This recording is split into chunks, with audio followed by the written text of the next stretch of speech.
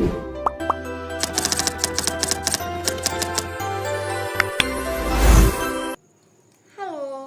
salve, salam sehat untuk kita semua. Perkenalkan, nama lengkap saya Natalia Anggela Rugat dengan NIM 2407010078, mahasiswi aktif semester 2 Program Studi Ilmu Kesehatan Masyarakat Universitas Nusa Cendana. Pada video kali ini kita sama-sama akan membahas tentang penyakit genetik yang menyerang manusia. Secara spesifik kita akan mempelajari bersama bagaimana mekanisme terjadinya penyakit autoimun, yaitu saat sel tubuh kita diserang oleh imun kita sendiri. Nah, sebelumnya mari kita kenali bersama apa itu penyakit autoimun. Penyakit autoimun adalah suatu kondisi di mana sistem kekebalan tubuh menyerang sel dan jaringan sehat yang ada di dalam tubuh. Normalnya, sistem imun yang seharusnya melindungi tubuh dari infeksi dan benda asing, tetapi pada penyakit autoimun, sistem ini justru keliru mengenali bagian tubuh sebagai ancaman dan menyerangnya. Nah, teman-teman, pada mekanisme terjadinya penyakit autoimun, mengapa limfosit atau limfositus dapat mengenali antigen diri? Mari kita bahas bersama-sama. Kita sudah bicarakan bahwa kita punya reseptor limfositus yang terbentuk dengan cara rekombinasi acak, sehingga mungkin saja mereka tidak mengenal patogen tetapi mengenal antigen diri. Kita juga sudah membahas bahwa terjadi proses seleksi pada organ Evodia primaria, pada timus atau sel T, dan juga pada sumsum tulang atau sel B. Namun ternyata seleksi negatif yang ada di timus dan sumsum tulang ini teman-teman, dimana untuk mengeliminasi sel-sel yang mengenal antigen diri seringkali tidak efisien. Jadi masih ada limfosit yang mengenali antigen diri yang lolos dari seleksi negatif. Nah teman-teman, sel T dan sel B mampu mengenali antigen diri melalui mekanisme seleksi yang ketat selama perkembangan mereka. Hal ini bertujuan untuk mencegah reaksi autoimun sekaligus untuk mempertahankan kemampuan dari sel T dan sel B ini untuk mengenali patogen. Berbicara tentang seleksi negatif yang terjadi di sel T, di mana dengan reseptor yang berikatan terlalu kuat dengan antigen diri, hal ini bisa menyebabkan atau mengalami yang namanya apoptosis. Jadi, apoptosis ini adalah kematian sel terprogram, di mana sebagian kecil diarahkan menjadi sel T regulator yang menekan respons autoimun.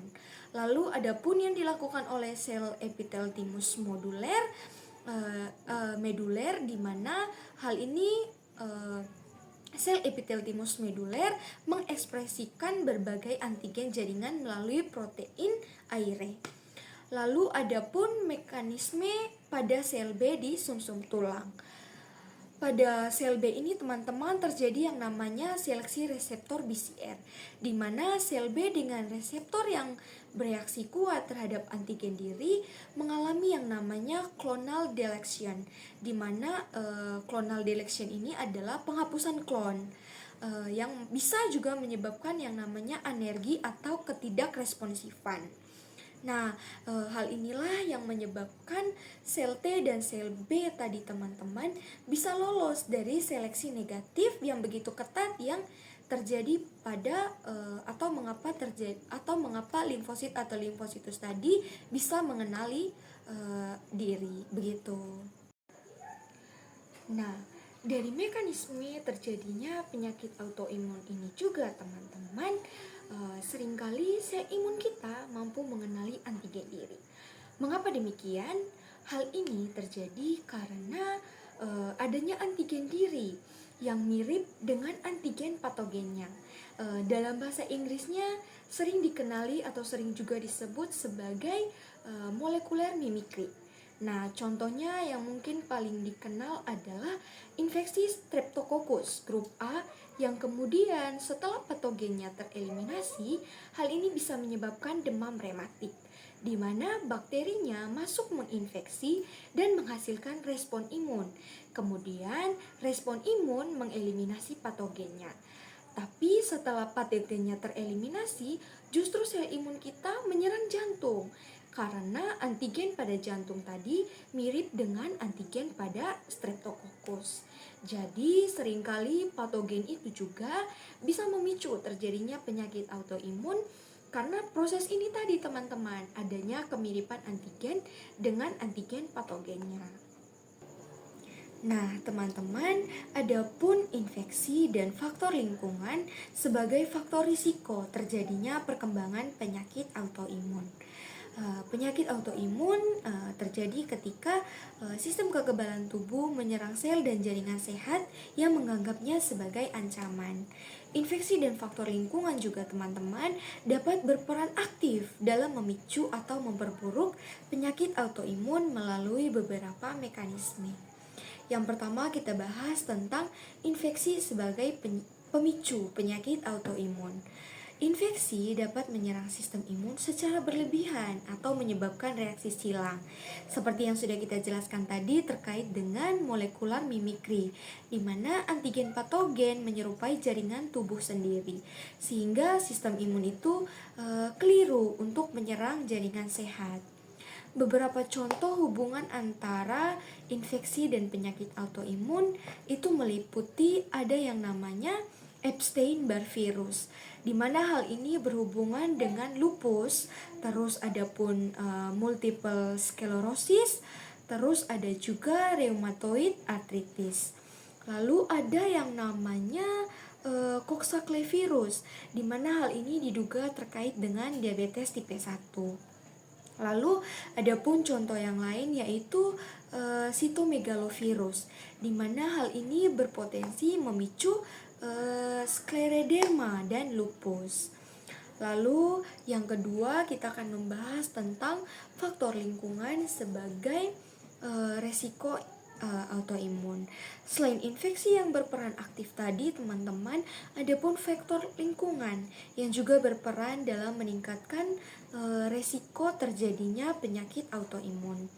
Antara lain yang pertama itu paparan polutan dan toksin.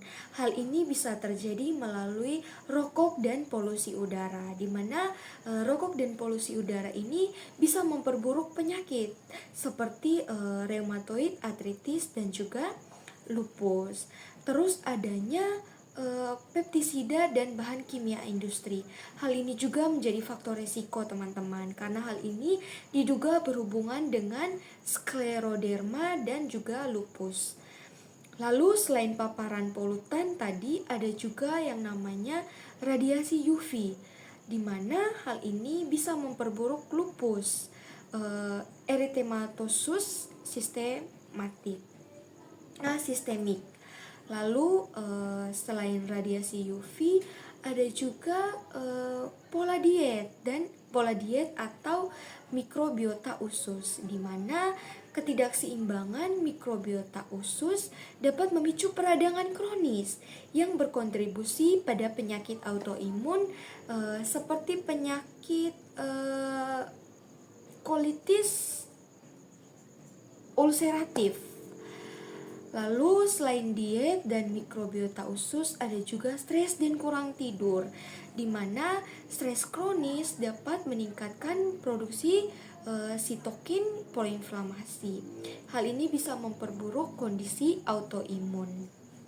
Nah, teman-teman, interaksi antara faktor genetik, infeksi, dan lingkungan bisa memainkan peran kunci dalam perkembangan penyakit autoimun. Pencegahan dan manajemen dengan gaya hidup sehat serta pengurangan paparan faktor pemicu dapat menurunkan faktor resiko terjadinya atau perkembangan terjadinya penyakit autoimun. Sekarang mari kita bahas bersama terkait dengan obat sebagai faktor risiko terjadinya penyakit autoimun. Beberapa jenis obat juga teman-teman dapat menjadi faktor risiko terjadinya perkembangan penyakit autoimun melalui berbagai mekanisme imunologis. Tapi di sini kita akan membahas tentang bagaimana mekanisme patogenesis terkait dengan obat yang menjadi faktor risiko perkembangan penyakit autoimun. Nah, yang pertama itu adanya ada yang namanya modifikasi antigen diri, di mana obat seperti prokainamid mengubah struktur nukleosom. Ini bisa meningkatkan imunogenositas antigen diri. Lalu ada juga yang namanya hipometilasi DNA, di mana hidralazin dan prokainamid menghambat metilasi DNA pada sel T. Hal ini bisa menyebabkan atau mengaktifasi gen proinflamasi. Lalu ada juga yang namanya gangguan toleransi perifer, di mana minosiklin menghambat proses apoptosis, di mana adanya akumulasi debris seluler yang memicu respons atau imun. Lalu yang terakhir ada yang namanya reaksi silang molekuler, di mana metabolit obat membentuk kompleks hapten protein yang dianggap sebagai antigen asing. Yang hal ini bisa menjadi resiko terjadinya penyakit autoimun. Kita sudah sampai di penghujung belajar kita, di mana kita sudah mempelajari bahwa mekanisme penyakit autoimun itu sangat kompleks dan dipengaruhi oleh banyak faktor, termasuk genetik, lingkungan, dan fungsi sel imun.